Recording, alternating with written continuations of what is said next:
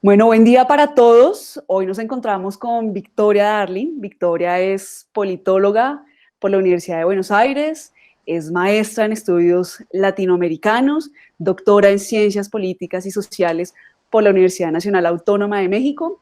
Además, ha sido profesora de la UBA y de la Universidad Federal de Integración Latinoamericana en Brasil. Victoria, buen día y muchas gracias por acompañarnos la mañana de hoy. Buenos días, muchas gracias por la invitación, un placer. Bueno, es un gusto, Victoria. Hoy a la fecha, 19 de mayo, nos encontramos con que Brasil es el tercer país más afectado por la COVID-19, después de Estados Unidos y de Rusia, por encima de Italia y España. Adicionalmente, pues Brasil es el país más afectado de América Latina.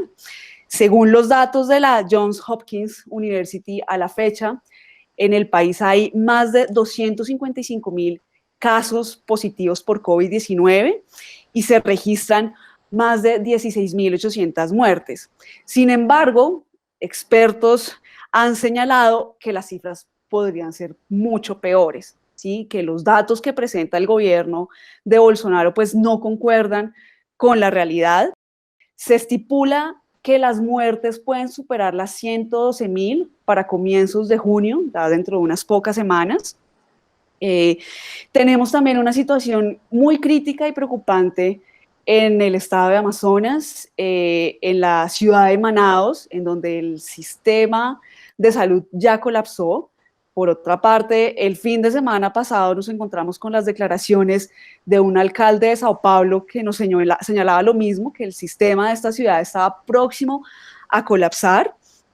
Adicionalmente a este panorama, hay un brote de dengue y de sarampión en Brasil y nos encontramos con un presidente Bolsonaro que da unas declaraciones preocupantes en donde minimiza el impacto del virus, en donde ha señalado que esto es una simple gripa, en donde incluso ha estado en contra de las medidas de confinamiento y pues obviamente ha sido muy criticado y cuestionado por el manejo que le ha dado a esta crisis del coronavirus.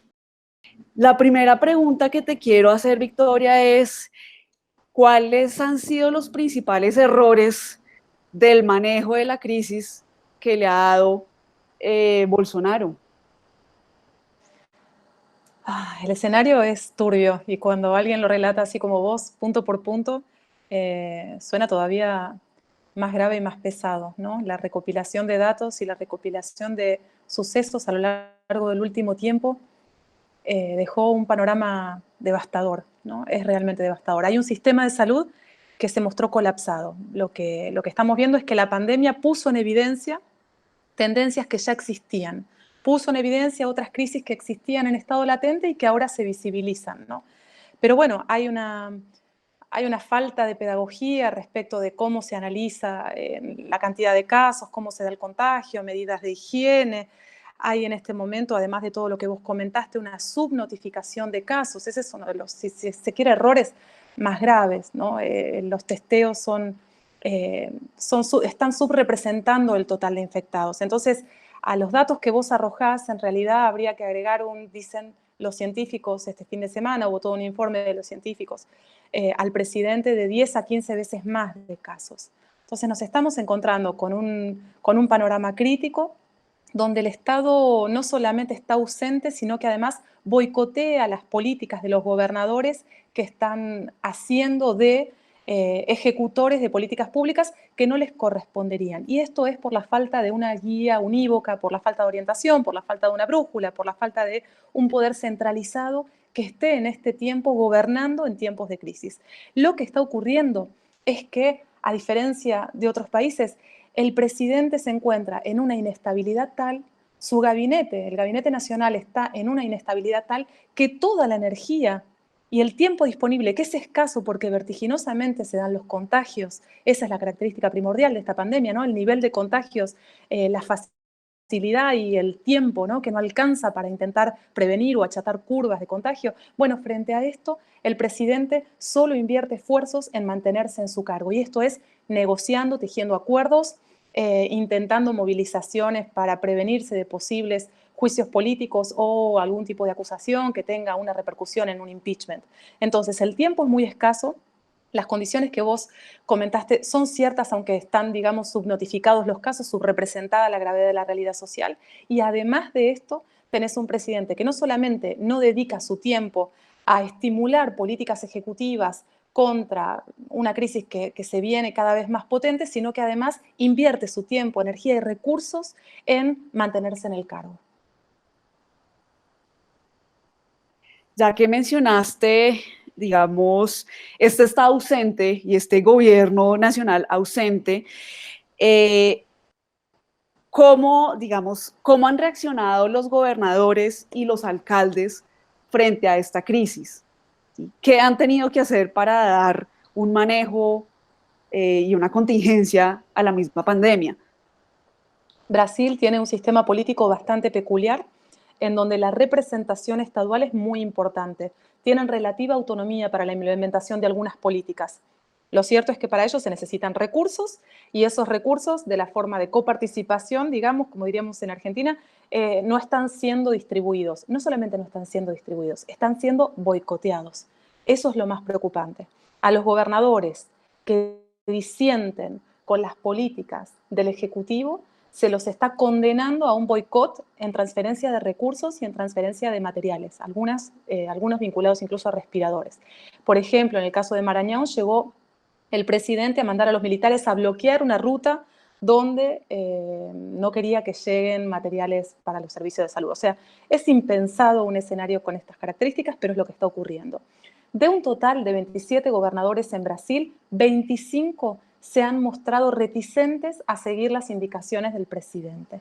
Y esto no es un dato menor.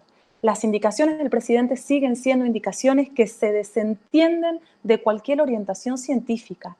Ahora, por ejemplo, está la campaña de utilizar de manera profiláctica la cloroquina, ¿no? Que es una droga que todavía no se comprobó que tenga efectos. De hecho, las investigaciones que se han dado a conocer indican que el 50% de los casos prosperan de la misma manera que el 50% que aquellos que no fueron, digamos, a los que no se les aplicó cloroquina o hidroxicloroquina.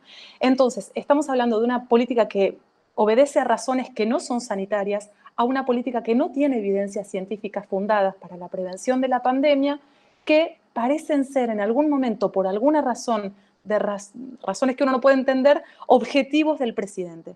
Y esos objetivos son irracionales, digamos.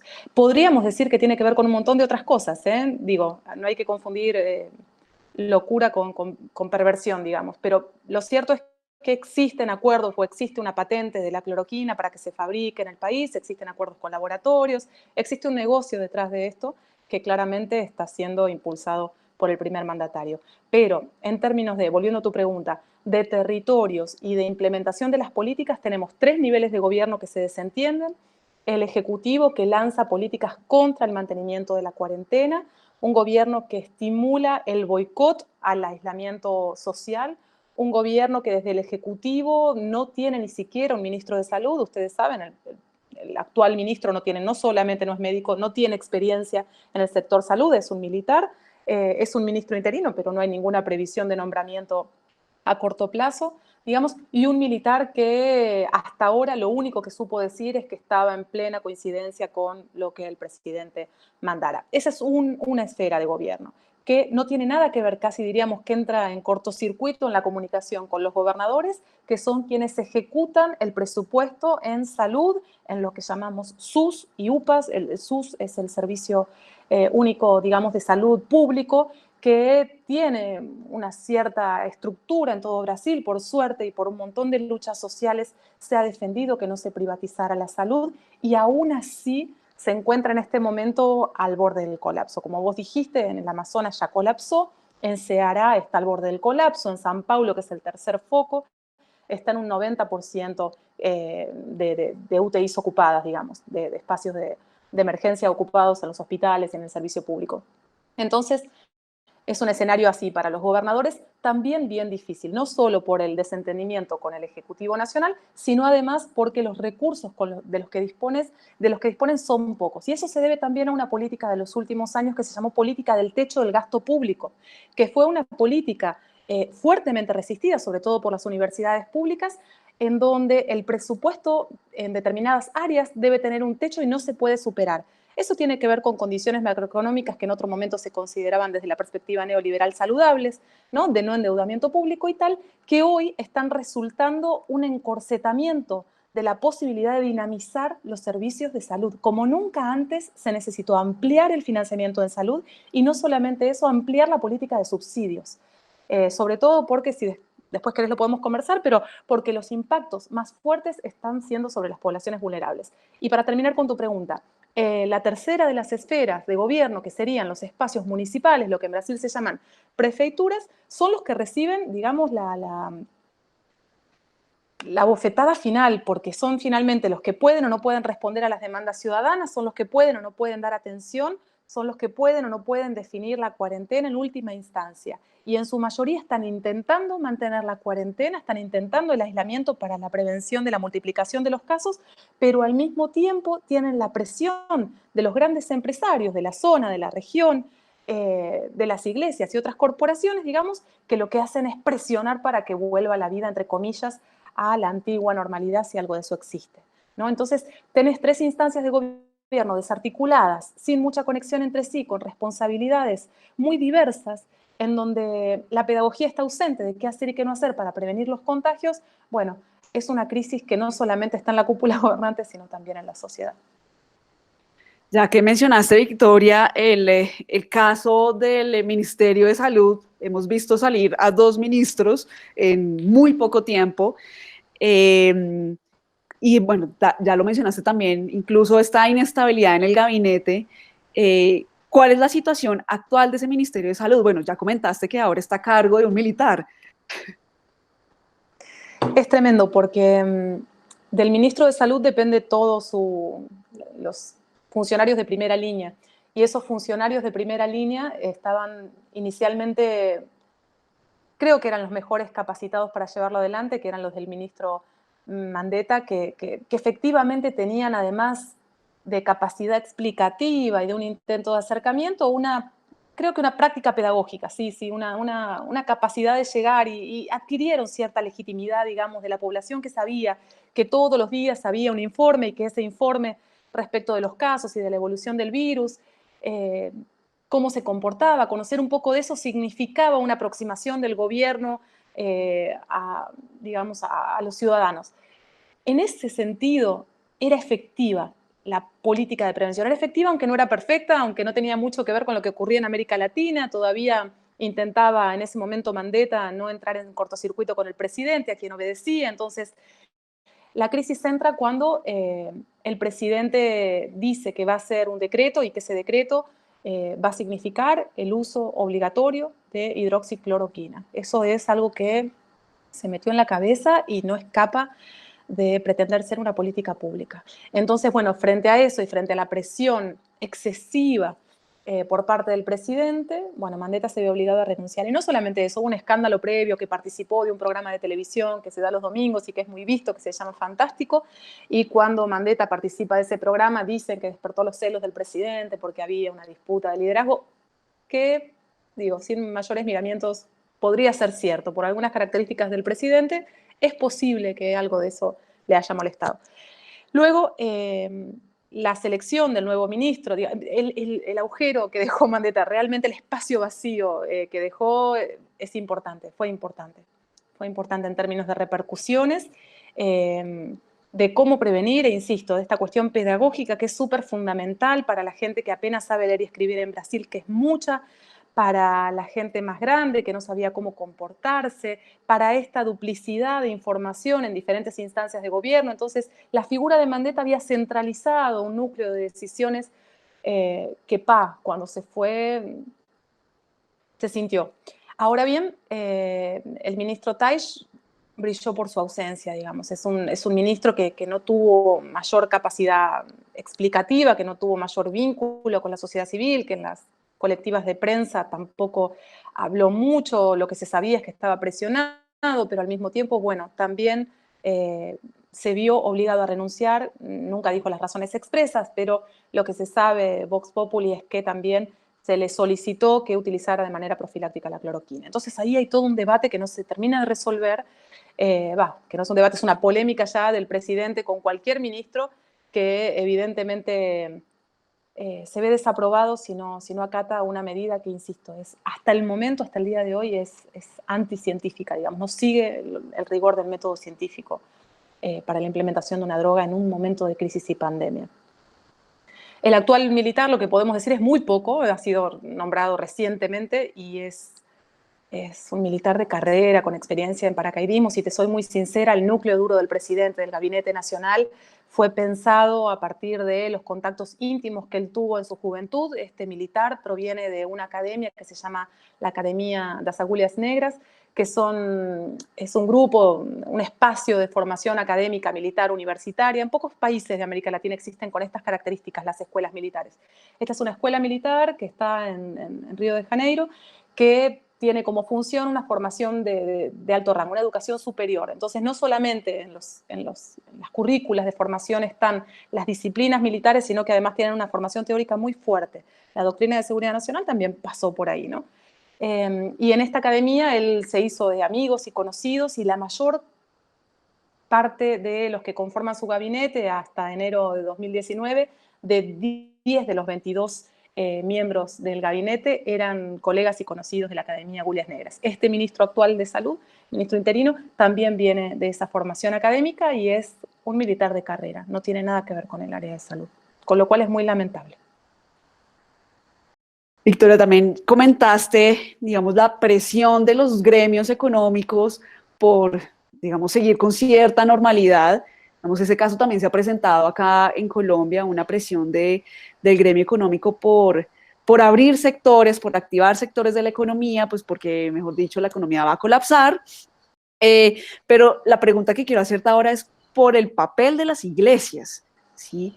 ¿Cuál ha sido el papel de las iglesias, digamos, en esta vuelta supuestamente a una normalidad o en este cumplimiento o falta de cumplimiento de las normas de contingencia? Sería mezquina si dijera que el papel de las iglesias fue del todo perjudicial, porque la tendencia es pensar que las iglesias están asociadas, las iglesias pentecostales, a la tradición más conservadora digamos, de un espectro ideológico que hoy consideramos a la derecha y que tiene que ver con valores, con la defensa de valores conservadores como Dios, patria, familia. Sí, sí, todo eso es cierto, ¿no? Y es verdad que también hay una ministra de Derechos de la Mujer y los Niños y la Juventud que es pastora evangélica. Pero sería muy injusta si me quedara solo con esa parte, porque a lo largo de los últimos meses lo que venimos viendo es que las iglesias están siendo el espacio de contención de una población que no tiene orientación. Y esto está siendo un colchón, digamos, un colchón de contención de los sectores populares, sobre todo en las favelas, ¿no? En el complejo de Amaré, por ejemplo, que es una de las principales, lo que nosotros llamamos villas, lo que ustedes llaman ranchos, lo que otros llaman favelas, ¿no? Los espacios más humildes, de complejos habitacionales enormes, de condiciones precarias, donde escasea la luz, el agua, los servicios básicos, digamos, donde hay hacinamiento y por lo tanto las condiciones de proliferación del virus son mayores. Frente a ello, digamos, las iglesias están siendo el espacio de contención. Son las que están generando la articulación comunitaria para la colecta, para comprar cestas básicas. Estas básicas son como canastas básicas de alimentos. Son las que están yendo casa por casa a ver cómo está la salud de esas personas. Aún cuando fueron súper criticadas, porque son de las primeras organizaciones que pidieron tener espacio para misas o para celebraciones o para días de culto, por la aglomeración que eso indicaría, resultaron ser hoy por hoy el espacio organizacional, comunitario, digamos, si se quiere, de resistencia frente a un entorno que es profundamente hostil. Entonces, no creo que no me equivoco si digo que en algunos lugares está reemplazando a la autoridad estatal. Es bien complicado, pero me parece que ese es el éxito de estas iglesias que tan profundamente han calado en Brasil, sobre todo en los sectores populares y sobre todo con un estímulo a la vida social, con un estímulo a la progresión, ¿no? A la idea de progredir, me sale, pero en español sería como a progresar en algún sentido económico, quiero decir, ¿no?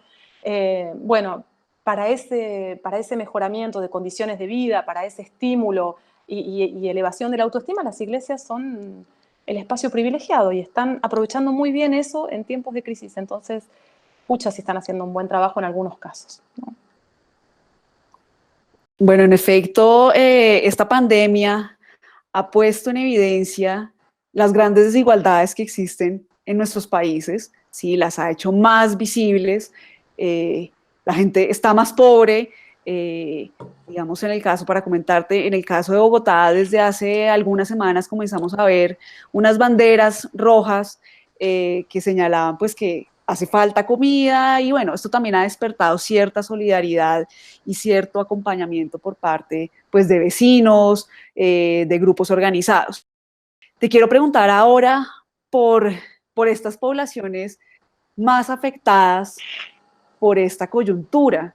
¿Quiénes son los más afectados en Brasil? Brasil es un país tan enorme que si solamente miramos la densidad poblacional de las favelas, llegamos a un total de algo así como 12 millones de personas.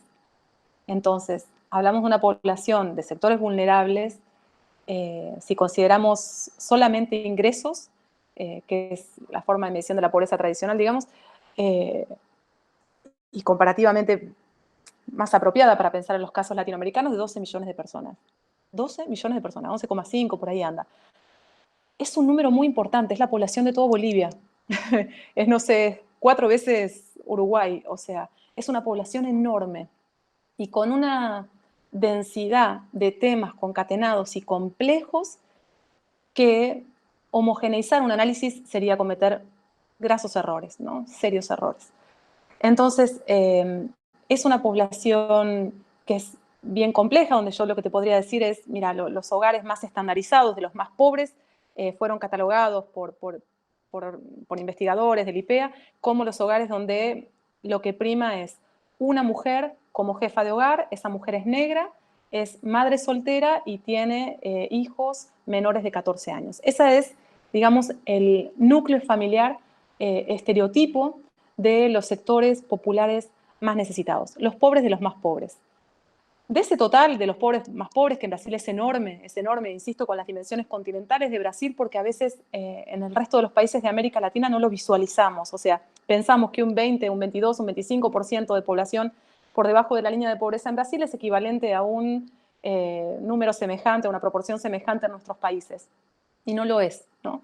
El 25% en promedio de personas por debajo de la línea en Brasil son 55 millones de personas. O sea, es una Argentina y Uruguay juntos. O sea, es mucha, mucha gente.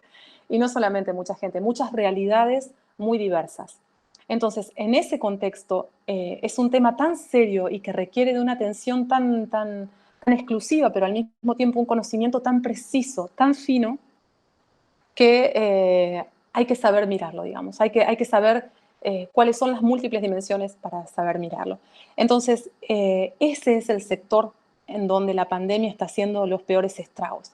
Ese es el sector social, que no es solamente un sector, insisto, las dimensiones enormes de ese conjunto social, pero que ni siquiera es un conjunto además, pero en todo caso son estos los sectores que mayor apoyo del Estado requieren.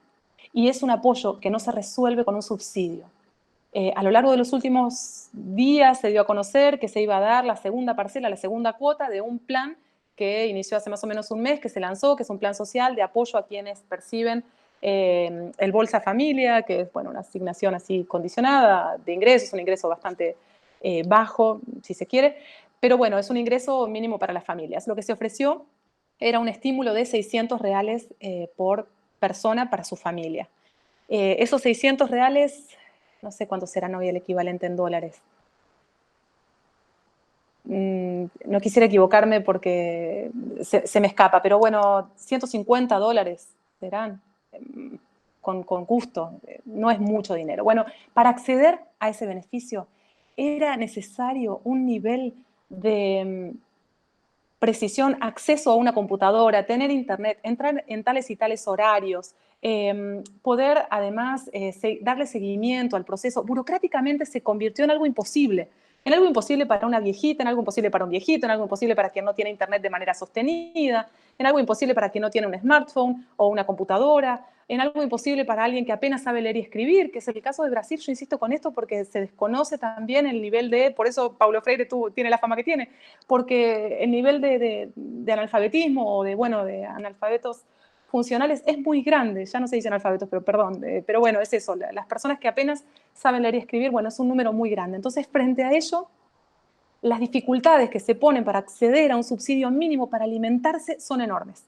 No solamente no fueron entregados todos estos subsidios de emergencia, sino que no fue dada ningún otro tipo de apoyo, ningún otro tipo de ayuda. Frente a ello es donde aparecen estas empresas que son las que están queriendo impulsar y presionar para que vuelvan las actividades económicas a la normalidad anterior, entre comillas. Entonces, vos tenés las necesidades de los sectores populares que confrontan con las necesidades de los grandes poderes económicos, que son los que están ejerciendo presión en el gobierno para volver a la normalidad y para poner fin a la cuarentena, y son dos sectores que son irreconciliables y a donde no tengo más explicaciones que dar respecto de a dónde les parece a ustedes que el Estado está apuntando, a los sectores populares o a los sectores empresariales. La respuesta está frente a nuestros ojos. Bueno, el panorama es preocupante, digamos, en todo Brasil y sobre todo es preocupante en la Amazonía. Tenemos a Manaus, una ciudad cuyo sistema de salud ya colapsó. Aproximadamente hay 200.000 casos positivos por COVID-19, eso representa un 11% de la población. Vimos escenas conmovedoras y muy fuertes de fosas comunes digamos, para tratar de dar un alivio, digamos, a ese colapso de este sistema funerario también. Y adicional a eso, hemos visto también indígenas del Amazonas, tribus indígenas como los ticuna, que están lanzando un grito, un llamado de auxilio, pues para que el gobierno tome las medidas pertinentes y para que no se cometa un genocidio, para que esto no siga avanzando. Digamos que en el caso colombiano, la respuesta del presidente fue enviar militares a la zona de la frontera, cuando tenemos un sistema de salud también muy precario, en donde médicos, enfermeras y demás no tienen pues los trajes y la vestimenta apropiada para dar como respuesta a estos casos que siguen incrementándose. En Colombia también es muy dramática la situación del Amazonas. ¿Qué tipo de políticas, Victoria, se deberían tomar en estos departamentos, en este departamento, en esta región compartida por varios países? Mira, por un lado conocemos muy bien el comportamiento clínico epidemiológico del virus, pero por otro lado estamos descubriendo el comportamiento social del virus, ¿no?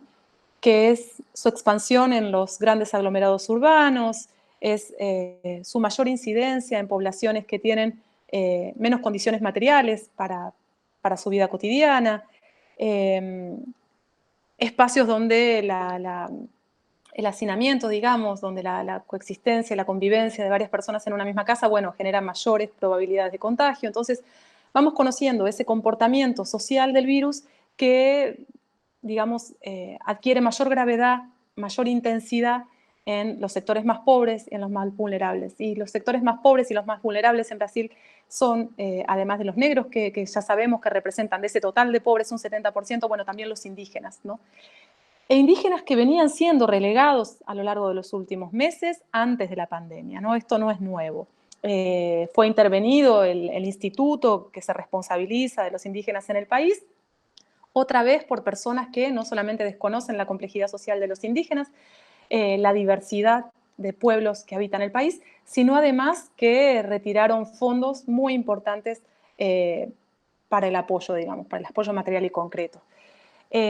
Ahora que el virus ha llegado, digamos, a la zona de la Amazonía, la cuestión se vuelve más compleja, porque no solamente no hay llegada del Estado, sino que no hay contención de organizaciones sociales como sí hay en la zona sur o en el litoral sur. Entonces, ahí nos encontramos con una realidad que es desatendida, donde hay un vacío de poder y donde finalmente las propias organizaciones, de hecho sacaron un comunicado hace una semana, las organizaciones indígenas, diciendo que había un genocidio, ¿no? Un nuevo genocidio en Brasil.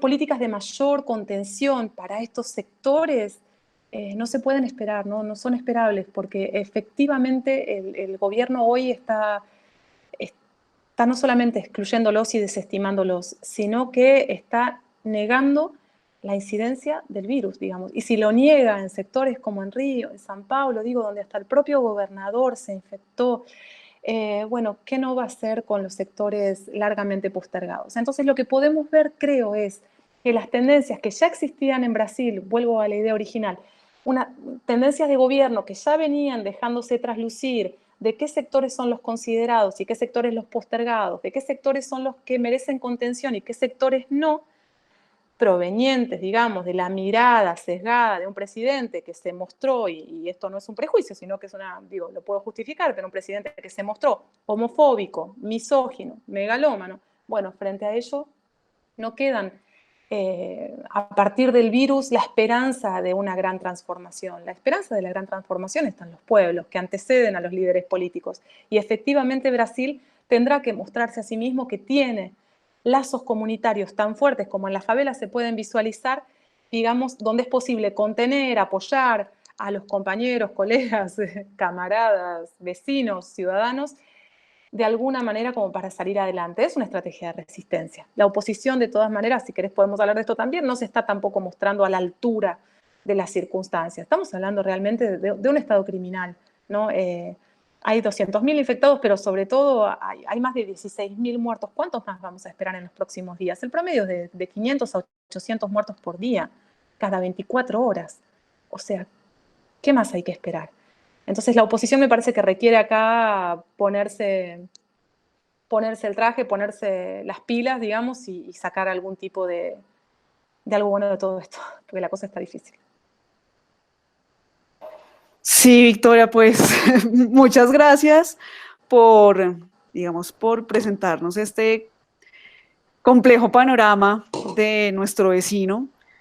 Pues esperemos que, digamos, no sé, el gobierno entre en razón, la oposición haga algo, como lo mencionas, pero lo que estamos viendo es que en estos momentos críticos, pues la ciudadanía es quien tiene pues ese poder de contener, ese poder de dar respuestas efectivas y de ser solidaria. Así es, la esperanza está en los pueblos, no hay duda. Bueno, gracias a vos por todo este tiempo. En serio, gracias por la escucha y No, por compartir ideas, claro. a ti muchas gracias, Victoria.